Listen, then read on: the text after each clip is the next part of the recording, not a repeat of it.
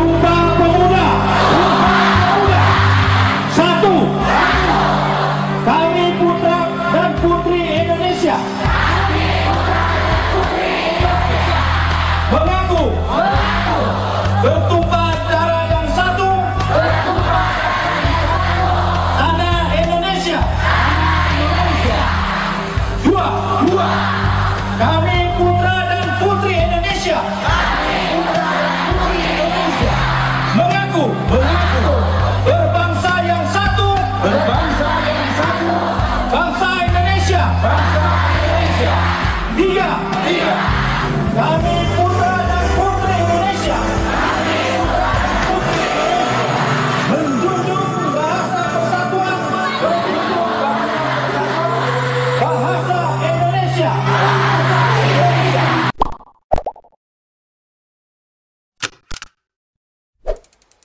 Assalamualaikum warahmatullahi wabarakatuh. Waalaikumsalam warahmatullahi. Kali ini kehadiran Bang Julham Effendi Siregar sebagai Ketua PW Gerakan Pemuda Al-Wasliyah Sumatera Utara. Sehat Bang? Alhamdulillah sehat Bang, makasih.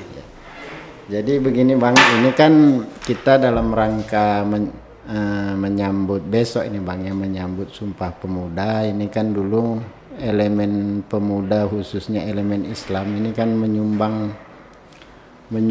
terbilang dominan lah untuk kemerdekaan Republik Indonesia ini, termasuklah dari santri, termasuklah dari pemuda yang Islam, organisasi Islam. Ini kan saat ini kan pada saat mengisi kemerdekaan ini kan banyak perkembangan termasuk arus globalisasi, tukar budaya. Nah, ini apa peran yang bisa Abang sampaikan ke masyarakat sehingga persatuan pemuda di Indonesia ini lebih kuat lagi untuk menyongsong kemerdekaan ini dan memajukan negara ini?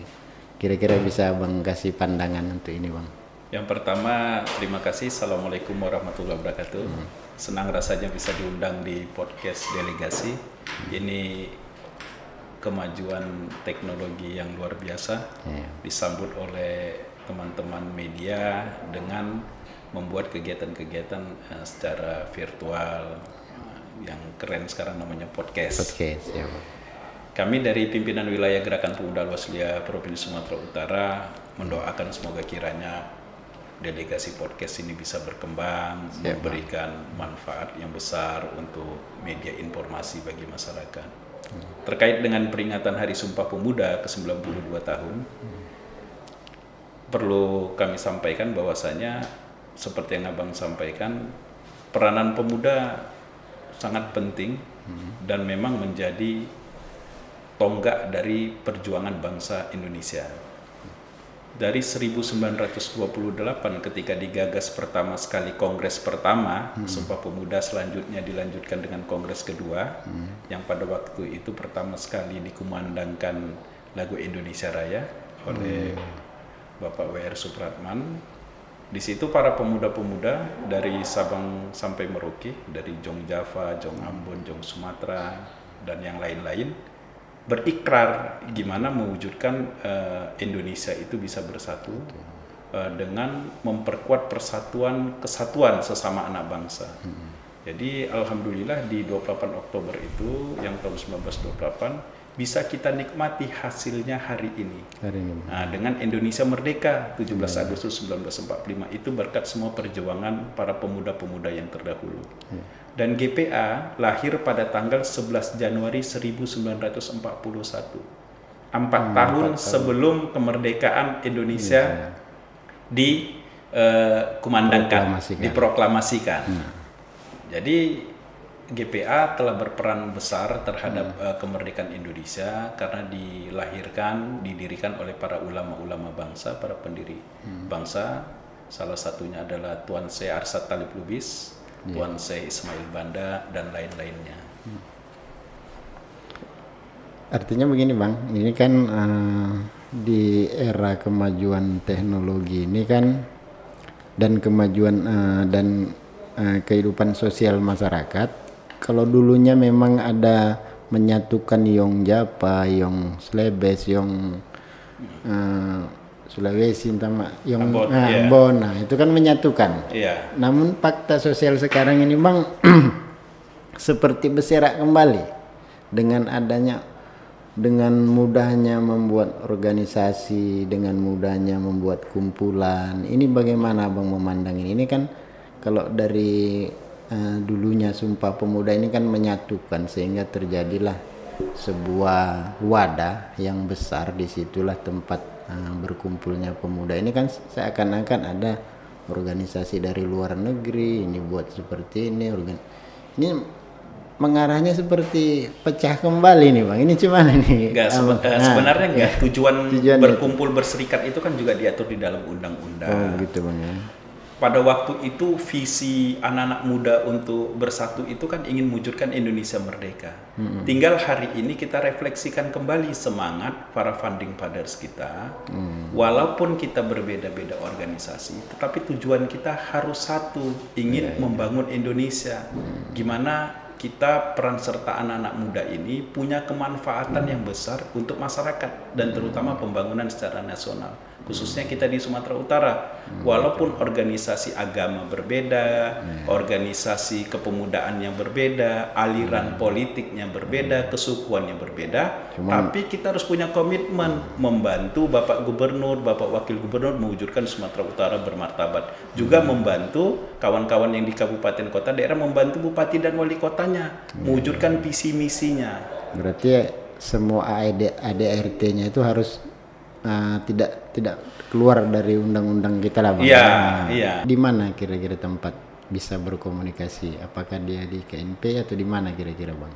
Ya, kalau selama ini kita KNPI kan sudah deklarasi pemuda pada tanggal 23 Juli 1973. Kita OKP bersepakat itu untuk berhimpun di namanya Komite Nasional Pemuda Indonesia. Itulah dia media untuk membangun silaturahmi, membangun gagasan dan ide-ide, gimana menyatukan satu persepsi, gagasan untuk membantu pemerintah. Karena kan hakikatnya pemuda ini kan sebagai lokomotif perubahan, agent of change, agen perubahan. Disitulah kita membuktikan dedikasi kita di OKP ini. Apa sih manfaatnya anak-anak muda ini bergabung di dalam organisasi? Ini yang menarik ini Bang. Apa hanya sekedar kumpul, dapat baju, pelantikan, siap itu tidak membuat program-program kerja yang bermanfaat. Jadi kan harus diulas kembali dasar-dasar berdirinya organisasi itu. Bang, ya. Dia tujuannya kemana organisasi itu dilahirkan. Seperti kita, Gerakan Pemuda Al-Wasliyah. Tujuan dari organisasi didirikan oleh para ulama-ulama Al-Wasliyah ketika itu ada 4. Yang pertama adalah dakwah. Yang kedua pendidikan. Yang ketiga amal sosial. Yang keempat adalah penguatan ekonomi umat. Jadi di keempat inilah harus kita implementasikan dalam program kerja GPA. Jangan lari dari keempat ini yang tujuannya semua untuk memberikan kontribusi terhadap umat, bangsa dan negara. Baru Bang, ini kan mengawali Sumpah Pemuda ini kan ada kesepakatan berbahasa Indonesia nih Bang. Hari ini kan kita melihat banyak ini di media sosial ini bahasa-bahasa yang memang tidak EYD lah kita bilang artinya membilangkan bahasa kotor diperhalus, semacam anji gitu-gitulah Bang. Ini cuman ini Bang menyikapi dari Sumpah Pemuda berbahasa Indonesia ini, apakah ini tidak terkotori dengan bahasa-bahasa seperti apa? Perkembangan bahasa ini perlu pengawalan, artinya masyarakat janganlah terlalu mengadopsi itu bahasa-bahasa seperti itu. Ini gimana ini Bang? Makanya kan yang menjadi perhatian khusus bagi kita kan bukan hanya pemerintah saja yang menjadi tulang punggung proses pembangunan ini, tetapi gimana partisipasi masyarakat di dalamnya. Ada organisasi-organisasi kepemudaan. Di organisasi kepemudaan ini kita harus bisa melatih kader-kader kita agar tujuan dia masuk dalam organisasi itu sesuai dengan visi misi organisasi, menciptakan kader-kader, misalnya di GPA itu kader-kader membentuk kepribadian yang soleh, ya kan, yang berguna untuk bangsa dan negara, jujur, punya motivasi yang kuat bukan hanya untuk membangun kepribadian dia, tetapi membangun masyarakat, bangsa dan negara, dan juga memiliki kecakapan, skill. Ini kan harus dibentuk di dalam organisasi kepemudaan. Artinya bisa menangkal lah, Bang. Iya. Mobilisasi sosial tadi. Sosial tadi, karena kan arus budaya asing seperti yang Abang sampaikan melalui media sosial ini kan tak bisa kita elakkan di zaman teknologi informasi hari ini. Apalagi kan begitu kencangnya penetrasi budaya asing masuk ke seluruh sendi-sendi kehidupan, khususnya yang disasar anak-anak muda. Makanya tadi banyak bahasa-bahasa prokem, bahasa-bahasa yang tidak pantas disampaikan di tempatnya di media sosial. Apalagi sekarang kan ada undang-undang ITE. Jadi kepada anak-anak muda kami sarankan, dulu ada pepatah yang dinamakan mulutmu adalah harimaumu. Tapi kalau sekarang jarimu bisa membunuhmu karena ada undang-undang ITE. Hati-hati pergunakan jari, jempol ketika kita mengetik sesuatu yang ingin kita upload di media sosial, baik Instagram, Twitter, Facebook dan sebagainya. Itu hati-hati. Bisa jari kita membunuh kita. Jadi sebelum kita mengetik sesuatu, mengupload sesuatu, pikirkanlah dampak baik buruknya untuk kita dan untuk orang lain. Berarti hindari juga lah bahasa-bahasa prokem tuh, Bang. Ya, hindari. Karena kan mungkin maksud kita enggak menghina orang lain, tetapi orang lain menangkapnya telah menghina menghina orang lain, kan menjadi masalah dia. Betul. Baru begini, Bang. Ini kan masalah selain sosial budaya, ini kan kita mendekat kepada pilkada ini, Bang. Artinya pilkada ini kan butuh juga sikap pemuda. Sikap pemuda ini bagaimana melihat pembangunan atau bagaimana melihat sosok kepemimpinan yang bisa dipandang pemuda cakap gitu untuk memimpin Kota Medan lah khususnya. Artinya kita tidak menembak apanya, tapi berdasarkan pandangan pemuda lah. Ini gimana kira-kira nih, Bang Julham ini? Ya, kalau kita anak-anak muda ini kan berharap partisipasi politik ini kan jangan dilepaskan. Karena Indonesia merdeka ini kan juga melalui proses politik. Selain perjuangan-perjuangan kita melawan penjajah dan sebagainya. Kalau kita meninggalkan proses politik, dikhawatirkan anak-anak muda ini hanya sekedar objek bagi pembangunan, bukan lagi menjadi subjek pembangunan.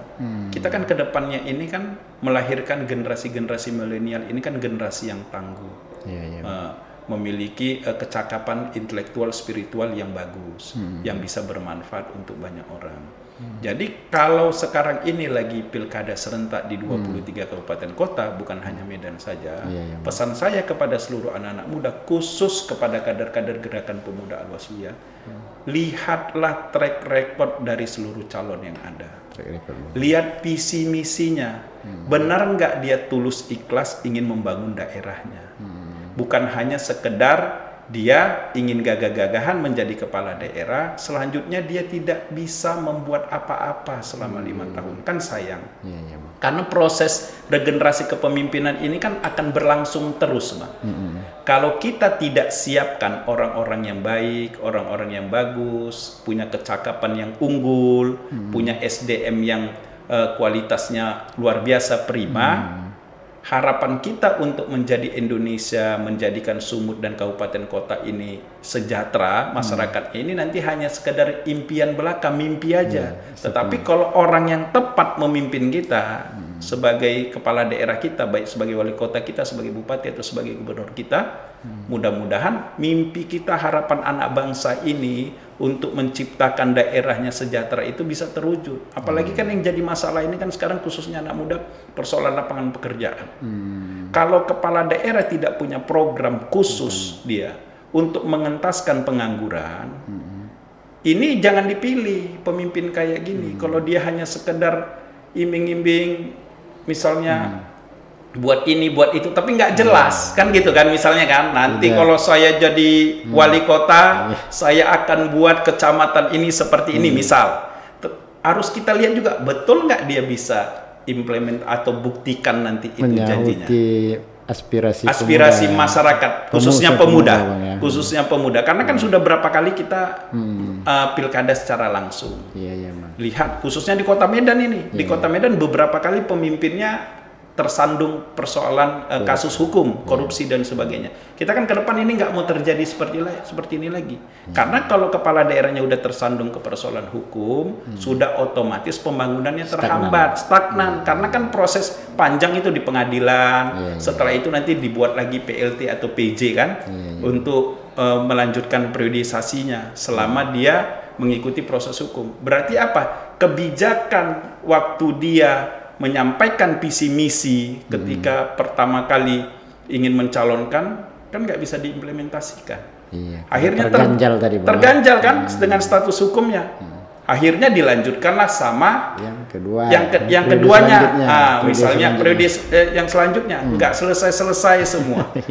Itulah dia. Jadi dia jenuh lah kita ini pemuda Bang ya dengan kondisi saat ini. Kondisi saat ini. Jadi harus betul-betul lah dilihat, jangan dilihat karena rupanya ganteng, jangan dilihat. Jangan dilihat karena dia kaya, jangan dilihat. Visi misi tadi. Tapi visi misinya yang benar-benar bisa diimplementasikan dan track recordnya. Betul nggak dia bisa amanah? Misalnya kan ada orang bilang besok Bang kita ketemu ya pagi, sarapan pagi. Kita kan lihat rekodnya, ini betul nggak dia? Bohong apa nggak? Kalau dia sering bohong, pasti kita nggak yakin kan, betul kan? Kadang kan ada janji, halo, assalamualaikum Bang, yuk, apa kabar? Besok kita jumpa ya. Basa-basi. Basa-basi kan gitulah contohnya. Tapi kalau kita tahu track recordnya, besok saya akan bangun lapangan bola. Oh dia orangnya betul jujur, pasti kita yakin. Ya, komit. Tapi hal kecil aja dia, besok kita jumpa ya. Sampai 2 tahun lagi kita nggak kan banyak gitu kan. Itulah dia track record kepemimpinan itu harus memang dari pribadi dia, memang jujur, amanah orangnya. Ini bagaimana kalau ada pemuda yang memang sifatnya menjelek-jelekkan di media sosial? Ini gimana menurut Abang? Perlu nggak ini semacam diberi pemahaman ya, kalau memang jangan menciptakan kegaduhan, atau memang ya kalau itu pilihannya sesuai dengan hasil analisanya, hasil track recordnya, visi misinya dipilih, jangan buat kegaduhan sehingga membuat semacam propaganda. Ini cuma ini Bang. Nah itu setuju kita Bang. Jadi black campaign itu kan tidak boleh, black hitam, kampanye hitam itu dilarang. Makanya kan kita berharap dorong ini Bawaslu, KPU ini sosialisasinya harus masif. Apa-apa aja aturan kampanye, apalagi di masa pandemi. Di masa pandemi ini kan aturannya berbeda dengan kampanye sebelumnya. Jadi harus disosialisasikan apa yang harus dilakukan calon kepala daerah. Apa saja yang bisa dilakukan oleh tim sukses pasangan, termasuk relawan dan jaringan-jaringan lainnya. Dan termasuk juga masyarakat umum yang mengikuti kontestasi pilkada sekarang ini. Apa yang boleh, apa yang nggak boleh. Yang nggak boleh itu adalah yang pertama penyebaran berita hoax. Nah itu nggak boleh, itu bahaya sekali. Kalau orang termakan isu hoax, seperti yang Bang sampaikan, bisa terjadi perpecahan antar kelompok pendukung, kan gitu. Yang kedua, informasi ke masyarakat pun tak sempurna sampai karena akibat berita hoax ini. Jadi harapan kita selaku gerakan pemuda Alwaslia Sumatera Utara mengajak kepada masyarakat dan khususnya kepada tim sukses dan relawan yang diposting itu yang baik-baik aja. Misalnya prestasi calon, visi misi calon, ya kan? Jangan menyerang-nyerang pasangan calon yang lain, tapi tampilkan aja calon kita mau buat apa di Kota Medan atau di kabupaten lain misalnya kan, di Kota Binjai atau di mana yang mengikuti pilkada. Jadi manfaatkanlah teknologi itu untuk hal positif Bang. Iya. Ini begini Bang, Abang kan selaku ketua di tingkat sumut nih Bang ya. Jadi kan namanya pemuda itu ya menyebarlah dia dari tingkatan sumut, Medan dan daerah-daerah. Ini Abang memandang pemuda di tingkatan sumut ini menguatkan nggak untuk Sumpah Pemuda ini? Apakah memang terjadi semacam gesekan? Kan belakangan ini sering terjadi, kita lihat pemuda ini jadi geng motor, tindakan-tindakan yang di luar apalah, semacam tindakan kriminal kan gitu. Ini ada nggak upaya pemuda khususnya untuk membina pemuda di Sumatera Utara sehingga mengurangi tingkat kriminal. Ini tingkat kriminal rata-rata pemuda ini, Bang. Ya, memang jadi, kita prihatin ya, sedih ya. Apalagi rilis dari kepolisian hampir rata pelaku dari ranmor, pelaku narkoba dan perilaku menyimpang itu hampir rata memang usia anak muda. Jadi kita ke depan, kita ajak marilah teman-teman organisasi kepemudaan, kita aktifkan kembali pelatihan-pelatihan lab skill agar anak-anak muda kita, anggota-anggota para pengurus kita ini punya kecakapan khusus, kemampuan khusus, baik pelatihan kewirausahaan, pelatihan kepemimpinan, dan pelatihan kepeloporan. Dulu waktu Sumpah Pemuda yang kita ambil adalah heroisme, ya kan? Heroik para pemuda lalu. Tidak ada yang namanya handphone, tidak ada namanya internet, tidak ada namanya teknologi yang canggih seperti ini. Tetapi mereka bisa berkumpul dari Sabang Merauke. Coba Abang bayangkan dulu. Kayak mana mengumpulkan orang tahun 1928. Kalau sekarang enak ada WA buat grup, hari ini kita acara kongres tanggal sekian, mohon persiapan. Kalau dulu belum ada, buat surat aja kita sampainya harus 3 bulan. Tetapi dengan semangat pada waktu itu Muhammad Yamin, ya kan, dan yang lain-lainnya para penggagas Sumpah Pemuda itu bisa berkumpul. Padahal pada waktu itu beda agama, beda bahasa. Ada yang dari Minang, ada yang dari Ambon, ada yang dari Sulbas. Tapi semangat bersatunya itu luar biasa. Rambutnya pun beda, ada yang keriting, ada yang lurus. Kan ya kan tahun 28 dulu. Iyalah. Tapi semangat di mana Indonesia ini bebas dari penjajah pada waktu itu sangat besar. Makanya hari ini kita sudah ada teknologi, gampang menyebarkan informasi. Maka informasi yang disebarkan itu yang baik-baik supaya anak-anak muda kita jangan terjerat perilaku menyimpang seperti Abang sampaikan. Jangan terjerat jadi geng motor begal kan gitu kan, narkoba, baru HIV, AIDS dan sebagainya. Jadi kalau dia dilatih skillnya, pelatihan kewirausahaan, mereka berguna. Jadi tidak lagi mindsetnya berpikir di mana lah ada lapangan pekerjaan, mencari pekerjaan. Tetapi mereka bisa membuka lapangan pekerjaan. Nah, misalnya kayak ini, delegasi podcast, ya kan, menjadi wirausaha podcast. Nah, satu orang aja punya ini bisa merekrut tenaga kerja yang lain. Akhirnya apa? Pengangguran itu bisa terentaskan. Atau yang kecil lagi, ada anak perempuan sekarang suka jual-jual jilbab itu kan di Instagram atau di Facebook. Dengan dia jualan di media sosial, dia kan bisa merekrut anak muda lain untuk menjadi anggota dia, menjadi pekerjanya. Kalau satu orang anak muda punya usaha, bisa merekrut 2 orang tenaga kerja. Kalau ada 3 juta orang anak muda dengan rentang umur 16 sampai 30 di Sumatera Utara ini yang punya usaha, bayangkan aja, sudah 6 juta orang anak muda terentaskan penganggurannya. Jadi bisa Abang sampaikan keynote untuk pemuda ini sebagai keynote-nya, penutupnya, apa himbauan Abang terhadap pemuda ini, Bang? Selamat peringatan Hari Sumpah Pemuda ke-92 tahun. Ayo anak-anak muda Indonesia, khususnya Sumatera Utara, mari terus kita membangun Sumatera Utara, membangun Indonesia dengan kerja-kerja cerdas, kerja ikhlas, dan kerja-kerja yang bisa menghasilkan manfaat untuk orang banyak.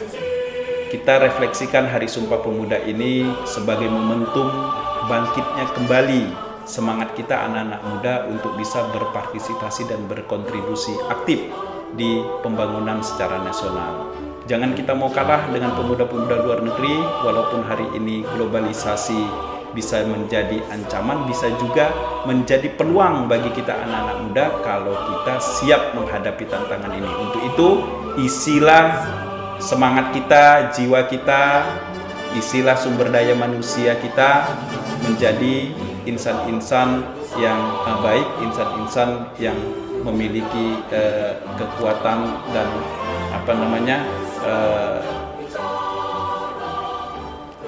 pemikiran yang positif agar bisa kita melakukan hal-hal yang terbaik untuk bangsa Indonesia. Terima kasih Bang Julham. Assalamualaikum warahmatullahi wabarakatuh.